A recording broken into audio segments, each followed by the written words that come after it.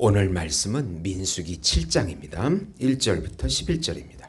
모세가 장막 세우기를 끝내고 그것에 기름을 발라 거룩히 구별하고 또 그 모든 기구와 제단과 그 모든 기물에 기름을 발라 거룩히 구별한 날에 이스라엘 지휘관들 곧 그들의 조상의 가문의 우두머리들이요 그 지파의 지휘관으로서 그 계수함을 받은 자의 감독된 자들이 헌물을 드렸으니 그들이 여호와께 드린 헌물은 덮개 있는 수레 6대와 소 12마리니 지휘관 2사람의 수레가 하나씩이요 지휘관 1사람에게 소가 1마리씩이라.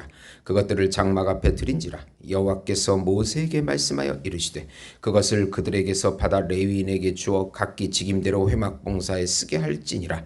모세가 수레와 소를 받아 레위인에게 주었으니 곧 게르손 자손에게는 그들의 직임대로 수레 2과 소 4마리를 주었고 므라리 자손에게는 그들의 직임대로 수레 4과 소 8마리를 주고 제사장 아론의 아들 이다말에게 감독하게 하였으나 고앗 자손에게는 주지 아니하였으니 그들의 성소의 직임은 그 어깨로 매는 일을 하는 까닭이었더라. 제단에 기름을 바르던 날에 지휘관들이 제단의 봉헌을 위하여 헌물을 가져다가 그 헌물을 제단 앞에 드리니라. 여호와께서 모세에게 이르시기를 지휘관들은 하루에 1사람씩 제단 봉사 헌물을 드릴지니라 하셨더라. 아멘. 교회 봉헌식이라고 하는 제목으로 은혜를 나누고자 합니다. 사랑하는 성도 여러분, 복음은 기쁜 소식입니다. 왜 복음이 우리에게 기쁜 소식이 됩니까? 하나님께서 정하신 한 분, 하나님께서 준비하신 한 분, 하나님께서 보내신 한 분, 그분은 하나님이시고 하나님의 아들이시고 우주적인 왕이시며 우주적인 제사장이시고 우주적인 중보자시고 우주적인 선지자이시고 우주적인 어린 양이시며 우주적인 참 인간이신 예수님께서 이 땅에 성육신 하셔서 하나님 나라의 왕과 구세주로 우리 안에 들어오셔서 여기 있는 사단을 몰아내시고 통치해 주신다는 소식이 바로 복음인 것입니다. 예수님의 십자가의 죽음과 부활을 통해서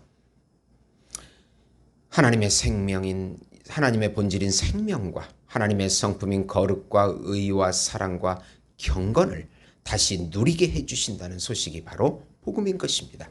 예수님을 믿고 예수님과 연합될 때 죄와 사망에서 자유함을 얻게 되고 또 율법의 저주에서 자유함을 얻게 되고 세상에서 자유함, 또 사단에게서 자유함, 거짓 자에서 자유함을 얻게 돼요. 천상적인 평강과 천상적인 안식과 천상적인 사랑과 천상적인 기업을 지금 여기서부터 영원히 누리게 해주시겠다고 하는 소식이 바로 복음인 것입니다. 예수님께서 말씀으로 우리 안에 임재해 주시고 영으로 임재해 주시고 이름으로 임재해 주시고 살과 피로 임재해 주셔서 인도해 주시고 보호해 주시고 동행해 주시고 영원히 함께 살게 해 주신다는 소식이요. 또 우리가 하나님과 영원히 함께 사는 하나님의 자녀요, 하나님의 의요, 새로운 피조물이요, 신인류인 것을 신인류라는 것을 신인류인 것을 깨닫는 것, 그것이 바로 복음인 것입니다. 그리고 예수님을 함께 누리는 것이 복음의 핵심이 되는 것입니다. 필요한 곳에 교회를 봉헌하여 성령님의 기름 부으심을 체험하라. 우선 교회와 모든 성물들은 성령님의 섭리 가운데 우리에게 영적으로 유익하게 역사하고 있음을 믿으라. 지금까지 이스라엘 백성들은 출애굽 과정을 살펴보면 출애굽 2년 1월 1일에 성막 낙성을 하고요. 제2년 2월 1일에 시내산 군대 계수를 실시하고 2년 2월 8일에서 19일까지 성막 봉헌식을 하고 2년 2월 20일 시내산 출발을 하게 됩니다. 오늘 말씀은 바로 신앙생활의 중심이 될 성막 봉헌식에 관한 내용입니다. 시내산에서 언약을 체결하고 율법을 받은 후에 순종을 서원하고 성막 봉헌식을 통하여 하나님과 동행을 깊이 깨닫고 감사의 예배를 올리는 것입니다. 그리고 성막 완공 후에 기구와 제단과 모든 기물에 기름을 발라 거룩하게 구별하는 것입니다. 우리가 교회를 세우고 그 안에 모든 제도와 성물 등 인간이 조직하고 만드는 것 같지만 성령님의 거룩하신 섭리가 있어야 영적으로 유익하게 됩니다. 인간의 열심보다 성령의 감화 감동이 더 중요합니다. 좀 더 엄밀하게 말하면 하나님의 영이 거하시는 우리가 바로 하나님의 성전이 되는 것이고, 하나님의 거룩한 영을 통하여 거룩하게 기름 부으심으로 구별되고 하나님의 영광을 위해서 우리가 쓰임받게 되고 또 사용되게 되는 것입니다. 우리 자신을 드리는 것입니다. 이스라엘 백성의 지휘관들이 수레 6대와 소 12마리를 헌물로 들여서 성막 종소에 사용하도록 합니다. 지휘관들은 각 지파의 우두머리고 감독관들로 본을 보이고 감사와 영광을 올려드립니다. 교회를 세우고 성물을 봉헌할 때 필요한 것을 서로 마음을 합하여 드리는 것도 영적으로 유익합니다. 누구는 많이 내고 누구는 적게 내고 하는 불평 생기는 일이 많이 있기 때문입니다. 두 번째로 교회 봉헌 예배 시에 각 구역별로 동일하게 감사 예물을 드리는 것도 교회 전체가 영적으로 유익이 되고 한마음이 되는 것을 알라. 구약에서도 특이하게 지파별로 동일하게 감사 예물을 드립니다. 12일 동안 12지파가 성막 배치 순으로 또 예배를 드립니다. 하나님께 경건해, 하나님께 올려드리는 올바른 경건의 핵심은 바로 예배입니다. 이 예배는 자발적인 두려움을 가지고 하나님과의 깊은 교제를 가지고 하나님의 영광에 참여하는 그런 예배입니다. 유다 지파를 시작하여 납달리 지파가 마지막으로 봉헌합니다. 각 지파별로 날을 정하여 동일한 예물을 동일하게 봉헌합니다. 그 당시는 수가 많아서 그렇게 했을 것입니다. 그들이 바친 예물은 모두 은 2,400세겔, 금 120세겔, 소 36마리, 양 144마리, 염소 72마리입니다.